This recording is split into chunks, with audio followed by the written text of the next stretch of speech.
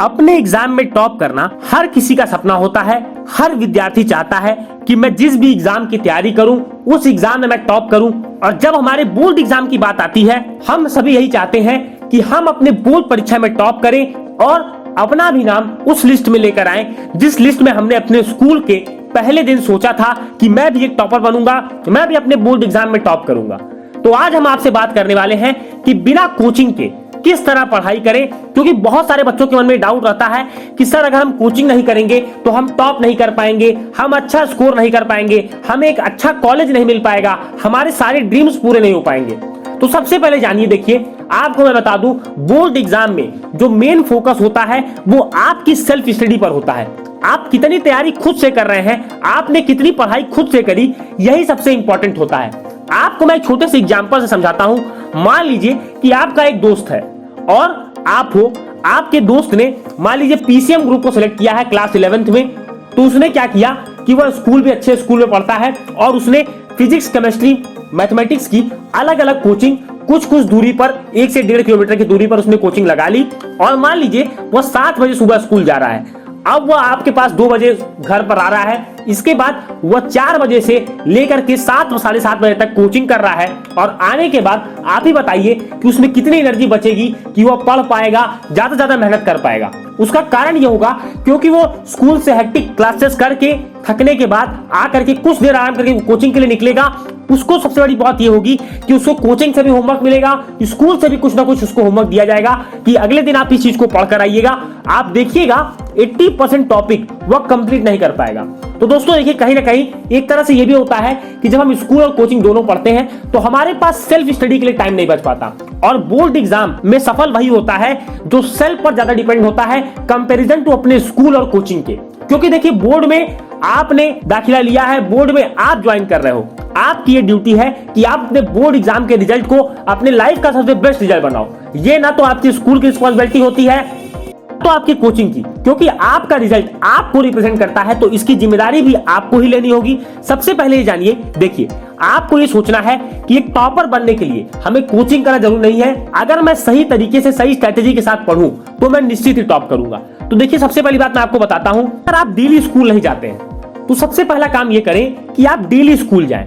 देखिए, और आपके जो टीचर पढ़ा रहे हैं आप उस चीज को अपने क्लास में क्लियर करने का कोशिश करें। जैसे मान लीजिए कि आपके चैप्टर आपको पढ़ाया गया न्यूटन्स लॉज ऑफ मोशन, तो आपको न्यूटन्स लॉज ऑफ मोशन में जो भी डाउट है अपने टीचर से आप क्या करें, एक्स्ट्रा टाइम लेकर के, जो एक्स्ट्रा क्लासेस आप लोगों की चलाई जाती है उसमें, या फिर आप लंच ब्रेक में जो भी आपको टाइम मिले उसमें जा करके अपने टीचर से आप पर्सनली क्लियर करें। क्योंकि देखिए होगा क्या कि अगर आप क्लास मिस नहीं करेंगे, अगर आप रूटीन में रहेंगे तो आपके टीचर आपको पढ़ाते हैं और वो पूरा प्रयास करते हैं कि बच्चों को पूरी तरह समझ में आए। फिर भी अगर आपको नहीं समझ में आता है तो आप एक्स्ट्रा टाइम लेकर के अपने टीचर से आप पूछिए और उस चीज को उसी समय, उसी दिन, उसी मोमेंट पर आप क्लियर करें और फिर आप आगे बढ़ें।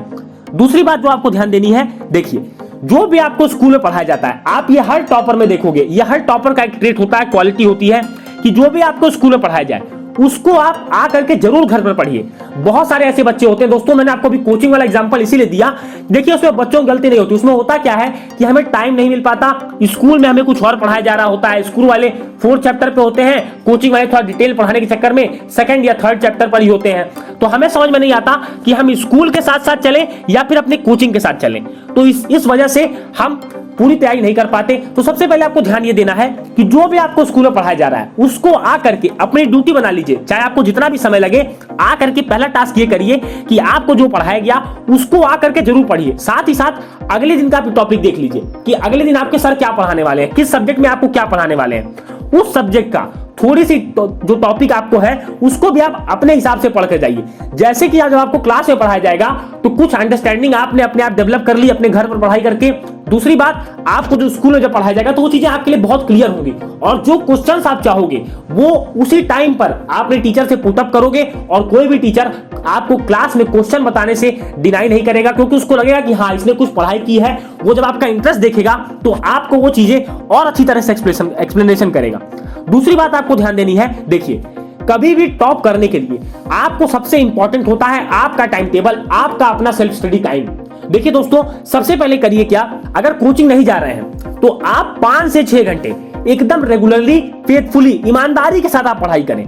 देखिए कि आपके अंदर कितना खुद चेंजेस आएगा, और ज्यादा नहीं, इसको सिर्फ आप 10 से 15 दिन लगातार करिए। मैं आपको बताता हूं इस वीडियो को देखने के बाद, अगर आपने मेरी सिर्फ एक बात मानी कि आपको जो स्कूल में पढ़ाया जा रहा है वो आकर के आप घर पर पढ़ेंगे, साथ ही साथ जो आगे पढ़ाया जाने वाला है उसका भी रिवीजन आप करेंगे, उस समय आप उसको देखेंगे, पढ़ेंगे, और ये करना है आपको कम से कम 15 दिनों तक। आप देखेंगे आपके अंदर बहुत सारे चेंजेस आएंगे।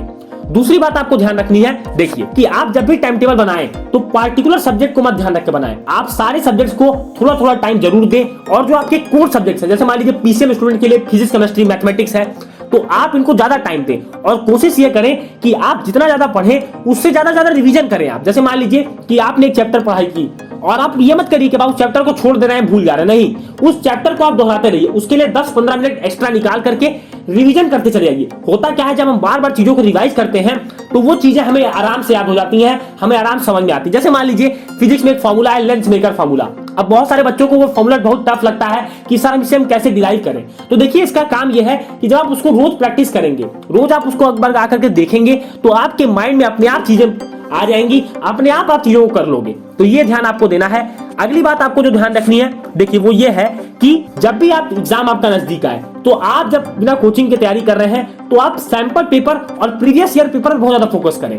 कोशिश ये करें कि आपको जो भी क्वेश्चंस उसमें नहीं आते हैं, आप उनके क्वेश्चंस की लिस्ट बनाइए, और जब आपके बोर्ड एग्जाम में आपको गैप मिलता है तो आपके स्कूल खुले रहते हैं, आपके टीचर्स आते हैं, तो आप अपने स्कूल जाकर के अपने टीचर से आप इन सारे सवालों के जवाब ले सकते हैं, और हर टीचर आपकी हेल्प करेगा। दोस्तों ये बात मैं जानता हूं, क्योंकि बोर्ड एग्जाम में आपका सिलेबस खत्म करने के बाद आपके स्कूल की छुट्टी कर दी जाती है, फिर आपके प्री बोर्ड्स होते हैं, तो जो आपको वो टाइम मिलता है उस टाइम को आप इस तरह से यूटिलाइज कर सकते हैं। तो उम्मीद है कि आपको मेरी कही हुई बातें समझ में आई होंगी कि बिना कोचिंग के हम सिंसियरली, ईमानदारी के साथ अच्छे तरीके से तैयारी कैसे करें और अधिक से अधिक परसेंटेज स्कोर कैसे करें। चलने से पहले मैं आपसे 2 पंक्तियां कहना चाहूंगा। मुश्किलों से भाग जाना आसान होता है, हर पहलू जिंदगी का इम्तिहान होता है, डरने वालों को मिलता नहीं कुछ जिंदगी में, लड़ने वालों के कदमों में जहान होता है, लड़ने वालों के कदमों में जहान होता है। दोस्तों मिलेंगे अपने अगले वीडियो में, तब तक के लिए जय हिंद, वंदे मातरम।